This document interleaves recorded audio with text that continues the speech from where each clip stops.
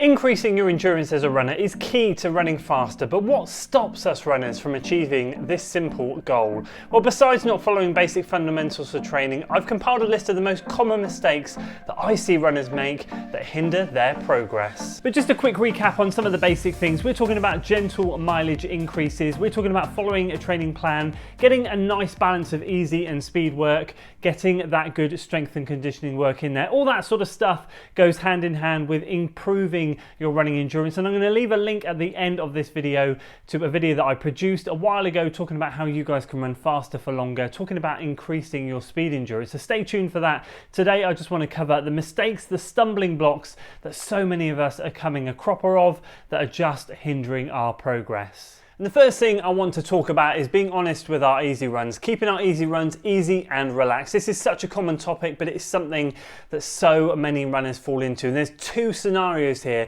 that I see a lot. The first one I'll talk about is what I fall into, and the second one is what I see a lot of other runners do. And that is when I start a training block, first scenario, often my easy runs are slightly quicker than they need to be. But what tends to happen is I get deeper into a training block, let's say on week 2 or 3, as that training fatigue slowly starts to build, naturally I slow down on my easy runs because that logic clicks in my head of, oh, hold on a minute, if I over fatigue myself or if I build up too much fatigue from running these easy runs too fast, I'm not going to nail the sessions, I'm going to be too tired for the long runs, the medium long runs not going to be any good.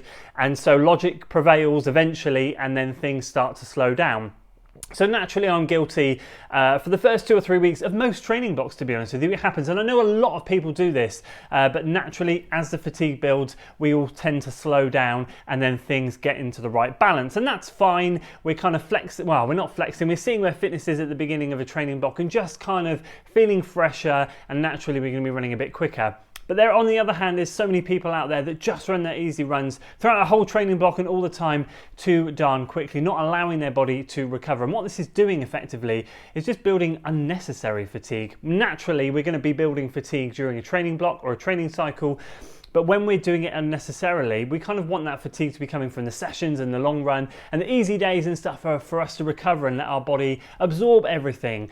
But when it comes to building fatigue off the back of an easy run because we're running too fast, we're then going to be going into sessions and long runs even more fatigued than we need to be.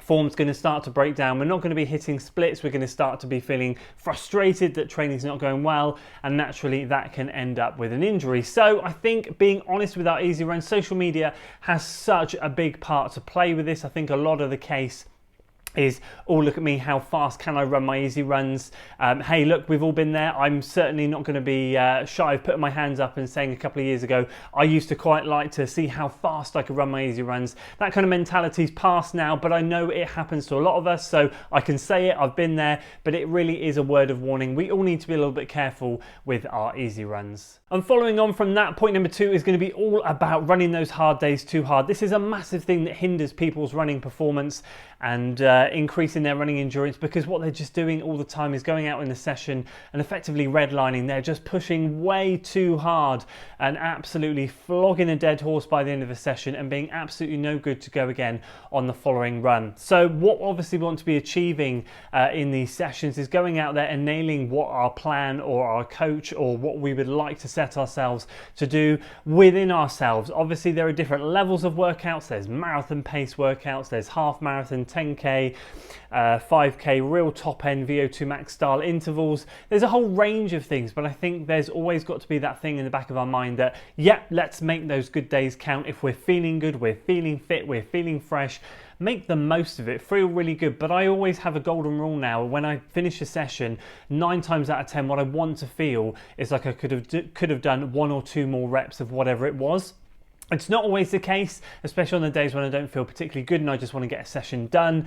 But on the whole, what I like to think is when I finish and stop the watch, could I have done any more? Yeah, maybe 1 or 2 more reps, perfect. Because that means I've gone sort of like 90-95% effort, but I've just held a little bit back. And that means that I can then recover nicely and roll straight into the next run, whenever that might be, whether it's the next day or the day after. When I see runners go easy days easy, hard days hard, it's kind of this mentality mentality of we go out there and we beast ourselves, we absolutely run ourselves ragged into the ground, and it's just no good. Our form's going to deteriorate massively towards the end of the session as we get too fatigued. Our muscles are really going to fatigue way too hard. We're not going to recover in time. And again, it's just another recipe for disaster. And number 3 is going to be getting a consistent routine in place. This probably, out of all the items I'm going to talk about today, is the key thing that I really see people, or stops people from progressing as runners. Because at the end of the day, getting a consistent routine, embedding running into our life as such, is something that if we're serious about progressing as runners, we really need to try and do. Now, as an example, I'm not trying to say that you need to go out running every single day, or you need to do run at certain times. I'm saying if you're going to commit to running 3 times a week, or 4 times a week, or 5 times a week, do your best to get out there every single time. Obviously, we're going to have holidays, we're going to have weeks off, we're going to have rest periods. That's fine.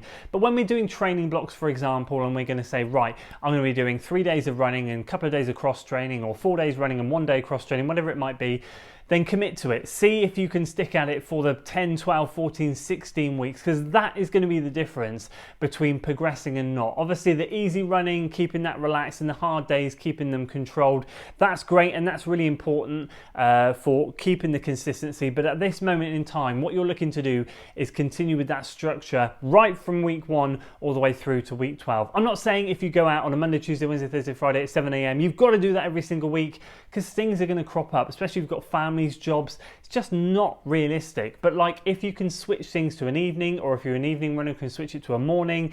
If there's a way of fitting it in that's not going to inconvenience family and it's not going to inconvenience anything else, then do it, commit to it, because that's going to be the difference when you finish that training block and then start another one. That's going to make you start on that next level from where you were when you started that previous training block. So tip number 4 is going to be all about using running routes that build strength alongside a strength and conditioning routine. So like with me, for example, I use my strength and conditioning at the moment to work on areas of weakness in my body to help me have a better posture and become a better runner. But I also know that if I get out there on the trails, I'm going to be working on those more smaller stabilizing muscles in the ankles and the legs, and it's going to help me become a stronger runner all round. So hopefully the two together coupled will make a really good combination, and that's what I encourage a lot of you guys to do, because naturally I think building strength while running, well, let me rewind. A lot of us runners are wired to think that running more is going to help us run faster. And it does to a degree, but if we have weaknesses, the faster we become, or the better runners we become, the more those weaknesses become exposed. That's certainly something I've found in my experience. So by targeting some of those weaknesses, by not always running on flat tarmac, using undulating routes, using hills to build strength, using trails to work on those small stabilizer muscles, do help. Now, I understand I'm very lucky where I live. I do have trails on my doorstep. I appreciate not everybody does. So I appreciate that not everyone can go out there on the trails and really focus on that type of running. But at the same time, most people do have some kind of hill around them, and a lot of people avoid hills. So again, even if it's just a case of mixing up flat and hill work, or having a dedicated block of running to hill work, is going to make a massive difference in the long term. This is something that isn't going to be a quick fix, but over the years is going to make a massive difference to your leg strength, to your ankle strength, and just realistically make you an all-round better runner. And tip number 5, the final thing that I want to hammer home, is have a rest. Have a rest after a training block. I see so many people run a marathon, run a goal race, whatever it might be, and then get back to running within literally a day or two. And I'm thinking to myself, you just need to have a break. You need to let your body absorb what's just happened. You need to absorb that training block. You need your body to rest and reset. Yet, in the first couple of weeks when you come back after a rest, you're always going to feel a bit sluggish. You're always going to feel a bit unfit.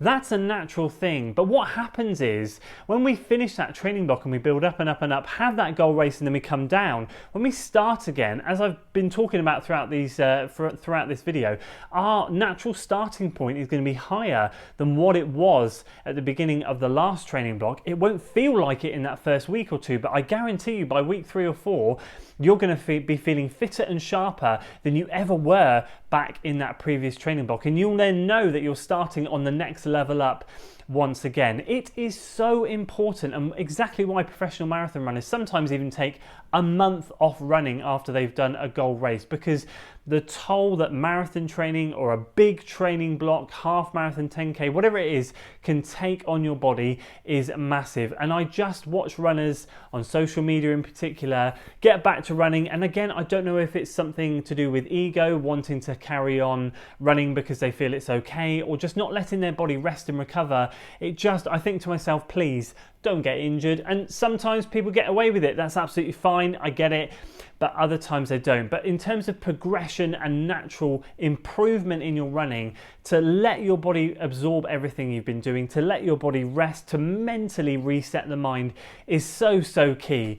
So if you take anything away from this, have a bloody rest. So as I said at the beginning, building running endurance to help you guys run faster for longer is such an important thing, but these are the 5 things that I've highlighted that I feel are some of the most common mistakes that us runners make that hinder our progress during running. Obviously, I said I'll link at the end of this video some of the tips that I've given out to help you improve your running performance and improve your running in general, but I feel like if we can avoid these mistakes, then that goes halfway towards improving as a runner. I'd love to hear your thoughts on this topic. What are the common mistakes that you see runners doing out there, especially on social media? It's such a place for us to go out there and showcase what we do as runners. I love to talk about running here on the channel. I love to showcase my training, but obviously we all fall into traps. We all just learn over time. Can you share anything with newer runners or share anything with experienced runners that you found has really helped you to improve your running? A trap you might have fallen in the past that you no longer do because you realized it was detrimental to your running? I'd love to hear your thoughts down in the comments below. That's it from me today, guys. I hope you enjoyed the video. If you did, please do consider giving it a like, share it with your friends, subscribe to the channel for weekly running content, and as always, I'll see you in the next one. Until then.